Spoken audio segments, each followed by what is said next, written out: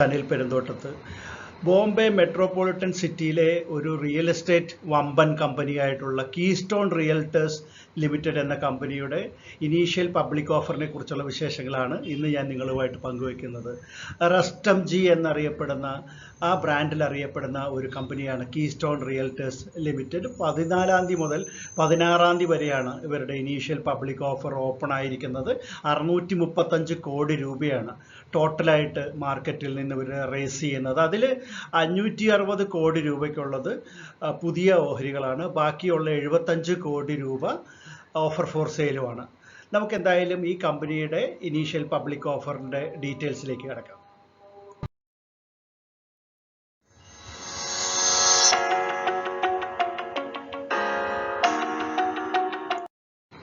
ആയിരത്തി 1995 റസ്റ്റംജി എന്നുള്ള ബ്രാൻഡിൽ ഈ കമ്പനി, അതായത് കീസ്റ്റോൺ റിയൽട്ടേഴ്സ് ലിമിറ്റഡ് ആരംഭിക്കുന്നത്. ഒരു ബോംബെയിലെ എല്ലാ സ്ഥലങ്ങളിലും, അല്ലെങ്കിൽ നമ്മളിപ്പോൾ പറയുന്ന മുംബൈ സിറ്റിയുടെ എല്ലാ ഭാഗങ്ങളിലും വളരെ പ്രധാനപ്പെട്ട ഏരിയകളിലെല്ലാം തന്നെ ഇവരുടെ ബിൽഡിങ്ങുകൾ കാണാം. മുംബൈയിലെ ഏറ്റവും പ്രധാനപ്പെട്ട ഒരു റിയൽ എസ്റ്റേറ്റ് കമ്പനിയാണ് റസ്റ്റംജി. അന്ധേരി ഈസ്റ്റിലാണ് അവരുടെ ഹെഡ് ക്വാർട്ടേഴ്സ്.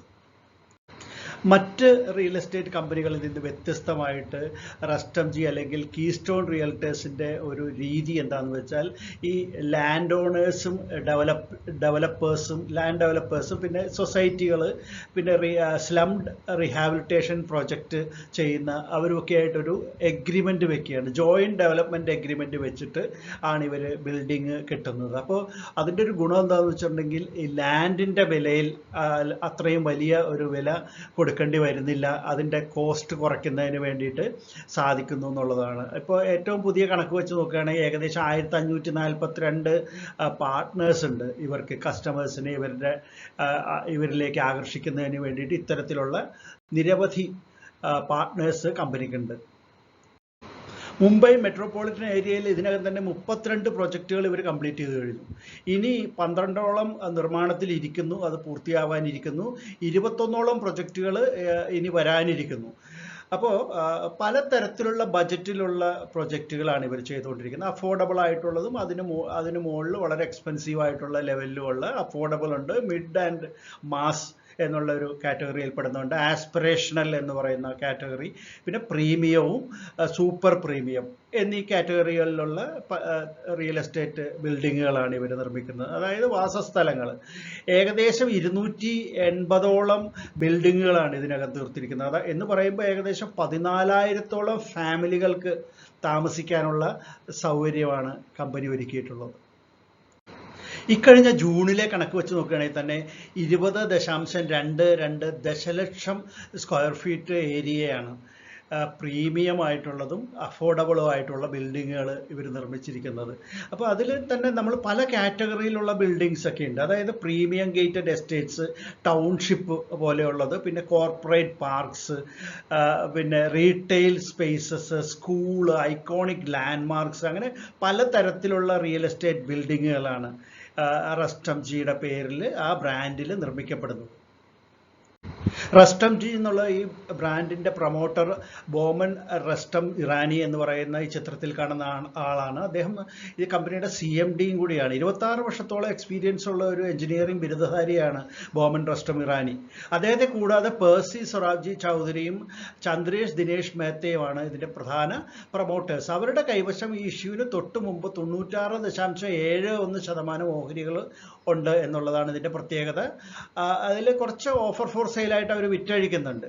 അപ്പോൾ ഈ ഫ്രഷ് ഓഹരികളായിട്ടൊരു 560 കോടി രൂപയുടെ അടുത്ത് വരുമല്ലോ, അത് കമ്പനിയിലേക്കാണ് വരുന്നത്. അത് അവർ ഉപയോഗിക്കാൻ പോകുന്നത് കുറേ കടബാധ്യതകളൊക്കെ തീർക്കുന്നതിന് വേണ്ടിയിട്ടാണ്. കമ്പനിയുടെ മാത്രമല്ല, കമ്പനിക്കൊരു സബ്സിഡിയറി കമ്പനിയുണ്ട്. ആ സബ്സിഡിയറിയുടെയും ചില പേയ്മെൻറ്റ്സ് എല്ലാം കൊടുത്തു തീർക്കുന്നതിന് വേണ്ടി ആ തുക ഉപയോഗിക്കും. അതുകൂടാതെ ഫ്യൂച്ചർ ആവശ്യത്തിന് വേണ്ടിയിട്ട്, ബിൽഡിങ്ങിനൊക്കെ വേണ്ടിയിട്ടുള്ള റിയൽ എസ്റ്റേറ്റ് വാങ്ങിക്കുന്നതിന്, പുതിയ സ്ഥലങ്ങൾ വാങ്ങിക്കുന്ന പ്രൊജക്റ്റുകൾക്ക് വേണ്ടിയിട്ട് വാങ്ങുന്നതിന് വേണ്ടിയിട്ടും, പിന്നെ ജനറൽ ആയിട്ടുള്ള കോർപ്പറേറ്റ് പർപ്പസസിനും ഒക്കെ വേണ്ടിയിട്ടാണ് ഈ ഫ്രഷ് ഓഹരികൾ വിറ്റ് കിട്ടുന്ന പണം അവർ ഉപയോഗിക്കാൻ ഉദ്ദേശിക്കുന്നത്. ഇനി നമുക്ക് കമ്പനിയുടെ ഫിനാൻഷ്യൽ സൈഡ് ഒന്ന് പരിശോധിക്കാം. 2020 റവന്യൂ നോക്കുക 1211.5 കോടിയാണ്. അത് അടുത്ത വർഷം അതിലൊരു കുറവ് സംഭവിച്ചിട്ടുണ്ട്. 848.7 കോടി ആയിട്ട് കുറഞ്ഞിട്ടുണ്ട്. കോവിഡ് കാലത്തുള്ള ഒരു വ്യത്യാസമായിരിക്കാം. അടുത്ത വർഷമായപ്പോൾ 1269.4 എന്നുള്ള നിലയിലേക്ക് അത് വീണ്ടും വർദ്ധിച്ചതായിട്ടാണ് കാണുന്നത്. ഇത് എക്സ്പെൻസ് കോളമാണ്. നെറ്റ് ഇൻകം അല്ലെങ്കിൽ അറ്റാദായം എന്ന് പറയുന്നത് 2020 14.5 കോടിയാണ്.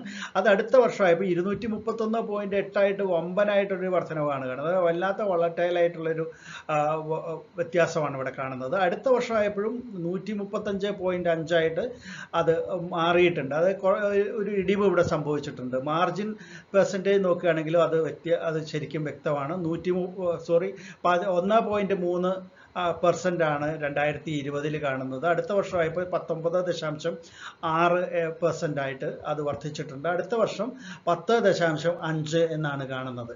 എന്തായാലും ഫിനാൻഷ്യൽ സൈഡിൽ വളരെ വളട്ടൈലായിട്ടുള്ള ഒരു ഫിനാൻഷ്യൽ കണക്കുകളാണ് ഇവിടെ കാണുന്നത് എന്നുള്ളത് വളരെ വ്യക്തമാണ്. പക്ഷേ കമ്പനി വലിയ ഒരു നഷ്ടത്തിലാണെന്ന് അല്ലെങ്കിൽ വലിയൊരു ലാഭത്തിലാണെന്ന് നമുക്ക് പറയാൻ പറ്റാത്തൊരു കാര്യമാണ് ഇതിൽ മനസ്സിലാക്കാൻ സാധിക്കുന്നത്.